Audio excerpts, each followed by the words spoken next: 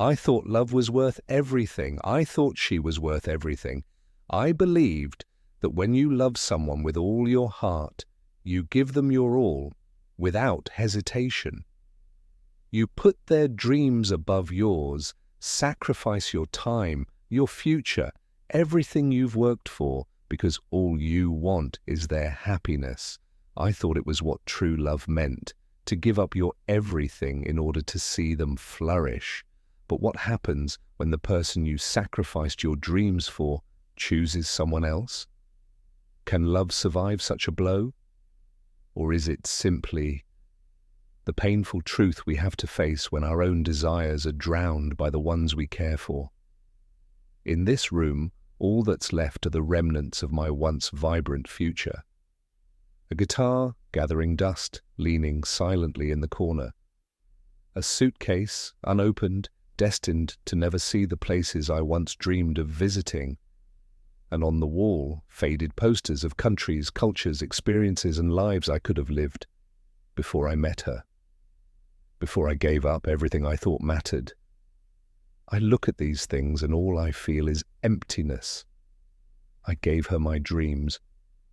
But what did I get in return? The person I thought would stand by me chose someone else, and I'm left here with nothing but the broken pieces of a past that no longer exists.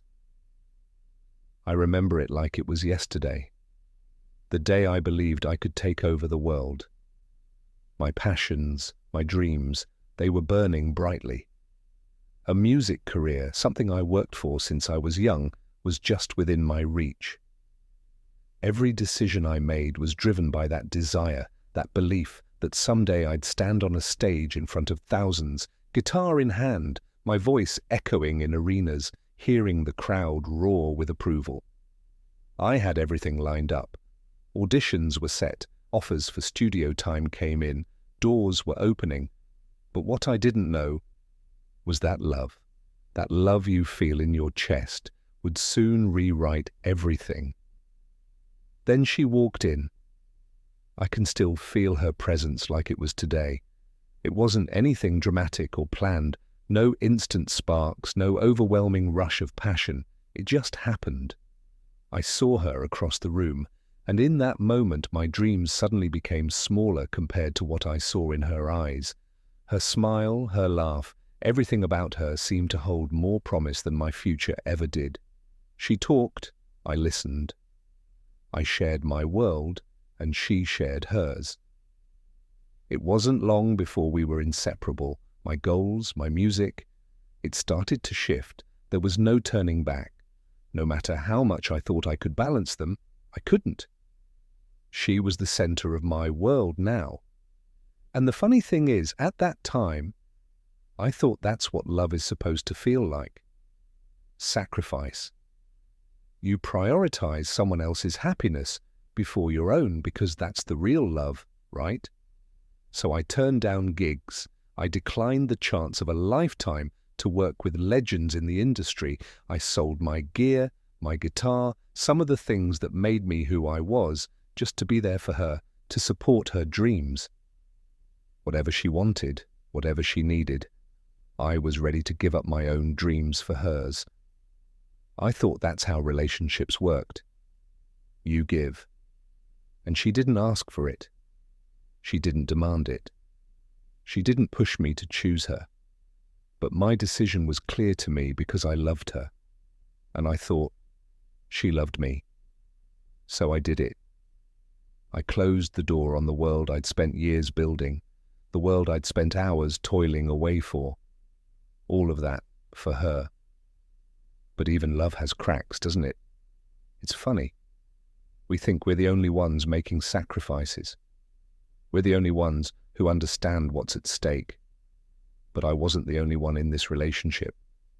I didn't see it until it was too late. At first, the signs were small. Little things that made me doubt. Small gestures that said she wasn't really seeing me anymore. It wasn't blatant, not in the beginning. She started to be distant. Conversations felt more forced.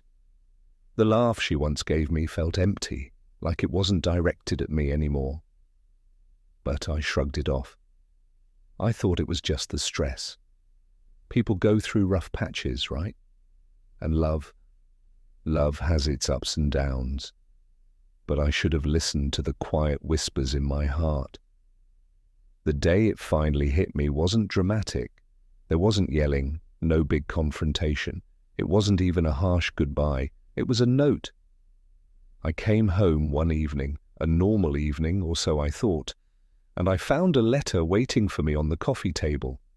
It wasn't addressed to me in a personal way, but I knew it was for me. As I opened it, my fingers trembled. What could it be? When I read it, I could hardly breathe. The words were simple, too final. I've found someone else. I think it's time to move on. You're an incredible person, but I'm no longer in love with you. Please understand. The words burned my heart with a slow, crushing pain. I felt everything in that moment. Every moment I sacrificed, every dream I pushed away, all the effort, the tears, the time, and it was nothing. It wasn't even like I was angry at her. I wasn't even angry at myself, not at first. I felt something deeper, something darker, a mixture of betrayal and confusion, a loss that tore through me. And in that moment, the emptiness I once ignored screamed louder than ever. I gave her everything. And it wasn't enough. It was never enough. At first, I didn't know what to do. How do you cope when the one person you sacrifice so much for chooses someone else?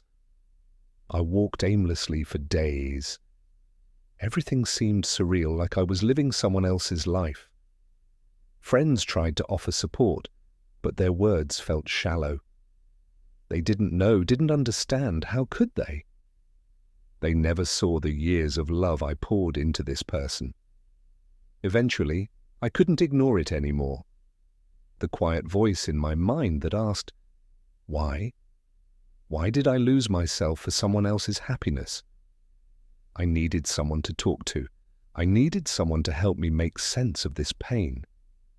It was a simple conversation with a friend, an old mentor, someone who saw me at my worst and my best. They saw the man I had become, the shell of myself.